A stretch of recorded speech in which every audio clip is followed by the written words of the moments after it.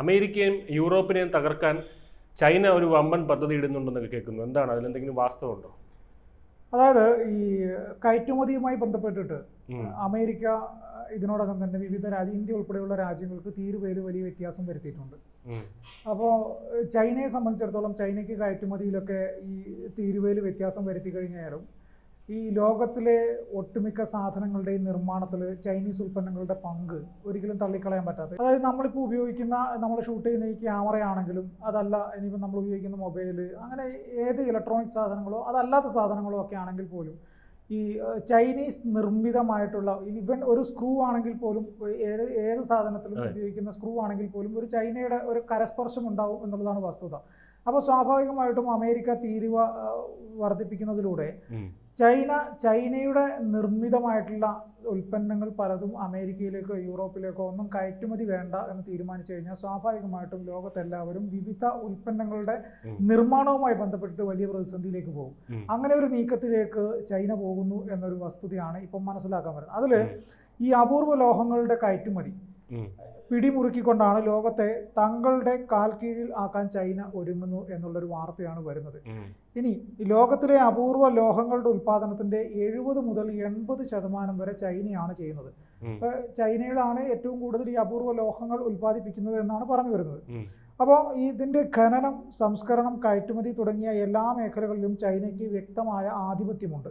കഴിഞ്ഞ 10 വർഷത്തിലേറെയായി America, Europe, Japan തുടങ്ങിയ രാജ്യങ്ങൾ അപൂർവ ലോഹങ്ങളുടെ വിതരണത്തിനായി ചൈനയെ ആശ്രയിക്കുന്നത്. അതായത് ചൈനയിൽ നിന്നാണ് ഈ അപൂർവ ലോഹങ്ങളുടെ ഉൽപ്പാദനത്തിന്റെ 70% മുതൽ 80% വരെ ഉണ്ടാകുന്നത്. അപ്പോൾ ചൈനയാണ് നിയന്ത്രിക്കുന്നത്. അപ്പോൾ സ്വാഭാവികമായിട്ടും ഈ അമേരിക്ക പോലുള്ള രാജ്യങ്ങളിൽ അപൂർവ ലോഹങ്ങളുടെ വിതരണത്തിന് ചൈനയെ ആശ്രയിക്കാതിരിക്കാൻ പറ്റില്ല എന്നുള്ളൊരുമാണ് വസ്തുത. ഈ റെയർ എർത്ത് അഥവാ അപൂർവ ലോഹങ്ങൾ എന്താണെന്ന് വെച്ച് കഴിഞ്ഞാൽ റെയർ എർത്ത് എലമെന്റ്സ് എന്നറിയപ്പെടുന്ന നിയോഡിമിയം, ഡിസ്പ്രോസിയം, ടെർബിയം, യൂറോപ്പിയം അങ്ങനെ തുടങ്ങിയ ഏകദേശം ഒരു 17 പ്രധാനപ്പെട്ട രാസഘടകങ്ങളാണ് ഇതിൽ ഉൾപ്പെടുന്ന സാധനങ്ങൾ. ഇതിൻ്റെ ഉപയോഗങ്ങൾ എന്തൊക്കെയാണ് എന്നുള്ളതാണ് ഇത് പ്രധാനപ്പെട്ട കാര്യങ്ങൾ. അതായത് ഈ അപൂർവ ലോഹങ്ങൾ എന്ന് പറയുന്ന ഈ സാധനങ്ങളുടെ ഏകദേശം 17ഓളം സീരീസിൽ വരുന്ന ഇതിൻ്റെ ഉപയോഗങ്ങൾ എന്താണെന്ന് ചോദിച്ചു കഴിഞ്ഞാൽ പ്രധാനമായിട്ടും നമ്മൾ ഉപയോഗിക്കുന്ന സ്മാർട്ട് ഫോണുകൾ, കമ്പ്യൂട്ടറുകൾ ഇവയുടെ നിർമ്മാണത്തിൽ ഈ അപൂർവ ലോഹങ്ങൾ കാര്യമായ പങ്ക് വഹിക്കുന്നുണ്ട് എന്നുള്ളതാണ് വസ്തുത. രണ്ടാമത്തെ കാര്യം, ഇലക്ട്രിക് വാഹനങ്ങളുടെയും മോട്ടോറുകൾക്കും കാറ്റിൽ നിന്നും വൈദ്യുതി ഉൽപ്പാദിപ്പിക്കുന്ന വിൻഡ് ടർബൈനുകൾക്കും ഈ അപൂർവ ലോഹങ്ങൾ അതിൻ്റെ നിർമ്മാണത്തിൽ സുപ്രധാനമായ പങ്ക് വഹിക്കുന്നുണ്ട്. നിലവിലെ സാഹചര്യത്തിൽ ഈ ഇലക്ട്രിക് കാറുകൾ അല്ലെങ്കിൽ ഇലക്ട്രിക് ബൈക്കുകൾ അതുപോലുള്ള സംഭവങ്ങളുടെ ഉപയോഗം അല്ലെങ്കിൽ ആവശ്യക്കാരെ കൂടി വരുന്ന സാഹചര്യത്തിൽ ഈ വിദേശ രാജ്യങ്ങളിലേക്ക് ഈ പറഞ്ഞ ഈ അപൂർവ ലോഹങ്ങൾ കയറ്റുമതി ചെയ്യുന്നത് ചൈന നിർത്തിക്കഴിഞ്ഞു കഴിഞ്ഞാൽ സ്വാഭാവികമായിട്ടും അവയുടെ നിർമ്മാണത്തിലും കച്ചവടത്തിലും വലിയ ഇടിവ് ഉണ്ടാകും. അപ്പോൾ അങ്ങനെ വന്നു കഴിഞ്ഞാൽ വിവിധ രാജ്യങ്ങൾക്ക് കൃത്യമായിട്ടുള്ള അവരുടെ സാമ്പത്തിക സ്രോതസ്സ് നഷ്ടപ്പെടും, അല്ലെങ്കിൽ സാമ്പത്തിക സ്രോതസ്സിൻ്റെ ആ ഒരു തുടർച്ചയില്ലാതെ വരും എന്നുള്ളതാണ് വസ്തുത. ഇനി മറ്റൊരു പ്രധാനപ്പെട്ട ഒരു കാര്യം, പ്രതിരോധ വ്യവസായത്തിൽ മിസൈൽ സംവിധാനങ്ങൾ, റഡാർ, ഉപഗ്രഹങ്ങൾ എന്നിവ നിർമ്മിക്കാൻ തുടങ്ങി തന്ത്രപ്രധാനമായ മേഖലകൾ അടക്കം അപൂർവ ലോഹങ്ങളുടെ പ്രാധാന്യം വളരെ. നമ്മൾ ഈ F-35 യുദ്ധവിമാനത്തെക്കുറിച്ച് സംസാരിക്കുന്ന സമയത്ത് അതിൻ്റെ നിർമ്മാണ ഘട്ടത്തിൽ അതിന് വേണ്ട പല സാധന സാമഗ്രികളും ചൈനയിൽ നിന്നാണ് വരുന്നത് എന്ന് അന്ന് തന്നെ നമ്മൾ പറഞ്ഞു. അമേരിക്കയിലാണ് ഈ ലോക്ഹീഡ് മാർട്ടിനിലാണ് ഈ F-35 നിർമ്മിക്കുന്നതെങ്കിൽ പോലും അതിന് വേണ്ട പ്രധാനപ്പെട്ട ഭാഗങ്ങൾ വരുന്നത് ചൈനയിൽ നിന്നാണ്. അതായത് ചൈനയിൽ നിന്ന് ഇതിൻ്റെ ഉൽപ്പാദനത്തിന് ആവശ്യമായ സാധനങ്ങൾ വരുന്നു എന്നാണ് പറഞ്ഞത്. അപ്പോൾ സ്വാഭാവികമായിട്ടും ഈ പ്രതിരോധ മേഖലയിലേക്ക് ഇതിൻ്റെ മിസൈലുകൾ ഉൾപ്പെടെയുള്ള സാധന സാമഗ്രികളുടെ നിർമ്മാണത്തിന് വേണ്ട അപൂർവ ലോഹങ്ങൾ ഉൾപ്പെടെയുള്ള പല സാധനങ്ങളും ചൈനയിൽ നിന്നുള്ള കയറ്റുമതി നിർത്തിക്കഴിഞ്ഞു കഴിഞ്ഞാൽ ഈ പ്രതിരോധ മേഖലയിൽ ഉൾപ്പെടെ ലോക പോലീസ് എന്ന് അവകാശപ്പെടുന്ന അമേരിക്കയുടെ പ്രതിരോധ മേഖലയിൽ ഉൾപ്പെടെ അത് വലിയ എന്താ പറയുക ബുദ്ധിമുട്ടുണ്ടാക്കും എന്നുള്ളതാണ് വസ്തുത. ഇനി പുതിയ നിയന്ത്രണങ്ങൾ എന്തൊക്കെയാണ് എന്ന് നമുക്ക് നോക്കാം. ചില അപൂർവ ലോഹങ്ങൾ കയറ്റുമതി ചെയ്യുന്നതിന് ലൈസൻസ് നിർബന്ധമാക്കുമെന്ന് ചൈനീസ് സർക്കാർ പ്രഖ്യാപിച്ചിട്ടുണ്ട്.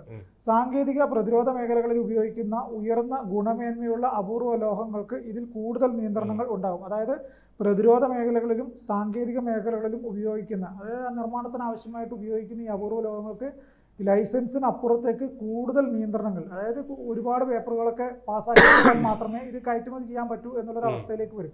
അങ്ങനെ വരുമ്പോൾ ഈ പെട്ടെന്ന് കിട്ടും എന്ന് തോന്നുന്ന സാധനങ്ങളെല്ലാം തന്നെ നിയമക്കുരുക്കിൽപ്പെട്ട് അത് അത്ര സുലഭമായിട്ട് കിട്ടാത്തൊരവസ്ഥയിലേക്ക് കാര്യങ്ങൾ കൊണ്ടെത്തിക്കും എന്നുള്ളതാണ് അവസ്ഥ.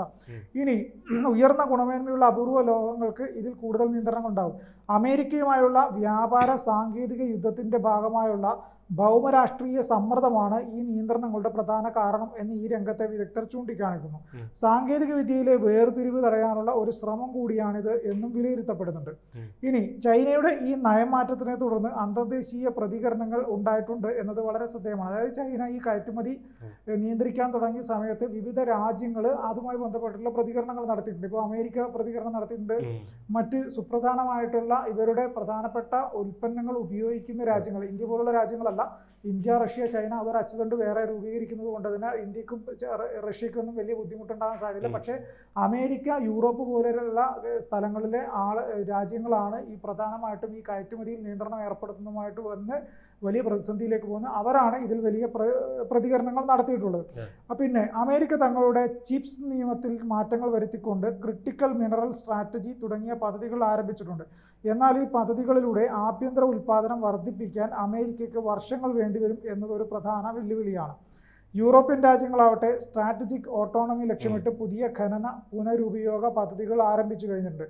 അതായത് അവർക്ക് ഈ ചൈനയിൽ നിന്നുള്ള കയറ്റുമതി അല്ലെങ്കിൽ ചൈനയിൽ നിന്നുള്ള ഇറക്കുമതി, അവരെ സംബന്ധിച്ചിടത്തോളം ഇറക്കുമതിയാണല്ലോ, അതിന് കുറവ് വന്നു കഴിഞ്ഞാൽ അതിന് ബദൽ മാർഗം എന്ന നിലയിൽ അവർ ഖനനം നടത്തിയിട്ട് ഇത് കണ്ടെത്താൻ സാധിക്കുമോ, അവരുടെ രാജ്യത്ത് അതിനുള്ള സാധ്യതകളുണ്ടോ എന്നുള്ള ഒരു പരിശോധന അവരിപ്പോൾ തന്നെ തുടങ്ങിക്കഴിഞ്ഞു എന്നുള്ളതാണ് വസ്തുത. ജപ്പാൻ, ഓസ്ട്രേലിയ, ഇന്ത്യ എന്നീ രാജ്യങ്ങൾ ചേർന്ന ഒരു അപൂർവ ലോഹ സഖ്യം രൂപീകരിക്കുന്നതിനെ കുറിച്ച് ചർച്ചകൾ നടക്കുന്നുണ്ട്. ഇനി ചൈനയുടെ നയം മാറ്റത്തിലൂടെ ലോകത്തുണ്ടാക്കുന്ന ആഘാതം എന്തൊക്കെയാണെന്ന് നമുക്ക് നോക്കാം. സാങ്കേതിക വ്യവസായം, സെമി കണ്ടക്ടർ, ഇലക്ട്രിക് വാഹനങ്ങൾ, പുനരുപയോഗ ഊർജ്ജം തുടങ്ങിയ മേഖലകളിൽ ഉൽപ്പന്നങ്ങളുടെ വില വർദ്ധിക്കാൻ സാധ്യതയുണ്ട്. ഒപ്പം വിതരണ ശൃംഖലയിൽ കാലതാമസവും ക്ഷാമവും ഉണ്ടാകും. നമ്മൾ നേരത്തെ സൂചിപ്പിച്ചതാണ് തന്നെ. പ്രതിരോധ മേഖലയിൽ മിസൈലുകൾ, യുദ്ധവിമാനങ്ങൾ, റഡാറുകൾ എന്നിവയുടെ നിർമ്മാണത്തിൽ കാലതാമസം ഉണ്ടാക്കും എന്ന്. ഇനി ഇതിൻ്റെ ആഗോള വിപണി എങ്ങനെയാണെന്ന് നോക്കാം. ചൈനയുടെ നിയന്ത്രണങ്ങൾ കാരണം വിപണിയിലെ വിലകൾ കുത്തനെ ഉയരും. ഇത് ശീതയുദ്ധം പോലെ പുതിയൊരു വിതരണ യുദ്ധത്തിന് കാരണമാകും. ചുരുക്കത്തിൽ ലോകത്തിലെ ഭൂരിഭാഗം അപൂർവ ലോഹങ്ങളുടെയും ഉൽപ്പാദനം നിയന്ത്രിക്കുന്ന ചൈന ഈ കയറ്റുമതിയിൽ നിയന്ത്രണങ്ങൾ ഏർപ്പെടുത്തുന്നതിലൂടെ അത് ആഗോള ടെക് പ്രതിരോധ മേഖലകൾക്ക് കനത്ത ആഘാതമുണ്ടാക്കും. അപൂർവ ലോഹങ്ങളുടെ ഉപയോഗത്തിൽ അമേരിക്കയും യൂറോപ്പും ചൈനയെ ആശ്രയിക്കുന്നത് കുറയ്ക്കാൻ ശ്രമിക്കുന്നുണ്ടെങ്കിലും ചൈനയെ ഏർപ്പെടുത്തുന്ന ഈ പുതിയ നിയന്ത്രണങ്ങളിലൂടെ അടുത്ത ഏതാനും വർഷത്തേക്ക് സ്മാർട്ട് ഫോണുകൾ, ഇലക്ട്രിക് വാഹനങ്ങൾ, പുനരുപയോഗ ഊർജ്ജം, മിസൈലുകൾ എന്നിവയുടെ നിർമ്മാണത്തിനാവശ്യമായ അപൂർവ ലോഹങ്ങൾ ചൈനയുടെ നിയന്ത്രണത്തിലായിരിക്കും എന്നതാണ് ലോകത്തെ ആശങ്കപ്പെടുന്നത്. അപ്പോൾ സ്വാഭാവികമായിട്ട് എന്ത് സംഭവിക്കുന്നത് വെച്ച് കഴിഞ്ഞാൽ ഇതിൻ്റെ നിർമ്മാണത്തിന് കാലതാമസം വരും, ഉൽപ്പാദനം കുറയും. അപ്പം ഉൽപ്പാദനം കുറയുമ്പം ഇപ്പം നിലവിൽ മാർക്കറ്റിലേക്ക് വരുന്ന അല്ലെങ്കിൽ വിതരണത്തിന് വരുന്ന സാധനങ്ങളുടെ വില വർദ്ധിക്കും എന്നുള്ളതാണ് വസ്തുത. അപ്പോൾ ചൈന ഒന്ന് മനസ്സ് വെച്ച് കഴിഞ്ഞാൽ ലോകത്തിലെ ഒരു വിഭാഗം ഇലക്ട്രിക് ഉപകരണങ്ങൾക്കും ഈ പറഞ്ഞതുപോലെ പ്രതിരോധ മേഖലയിൽ ഉപയോഗിക്കുന്ന പല ഉപകരണങ്ങൾക്കും വലിയ പ്രതിസന്ധിയാകും. ഇലക്ട്രിക് കാറുകളൊക്കെ ഉപയോഗിക്കണം അല്ലെങ്കിൽ വാങ്ങിക്കണം എന്ന് താല്പര്യമുള്ള അമേരിക്കയിലും യൂറോപ്പിലൊക്കെ ജീവിക്കുന്ന ആളുകൾക്കൊക്കെ ആ ചിന്ത അല്പത്തെ നാളത്തേക്കെങ്കിലും ചിലപ്പോൾ മാറ്റി വെക്കേണ്ടി വരും, അല്ലെങ്കിൽ വലിയ തുക നിലവിലെ സാഹചര്യത്തിൽ നൽകേണ്ടി വരും എന്നുള്ളതാണ് വസ്തുത.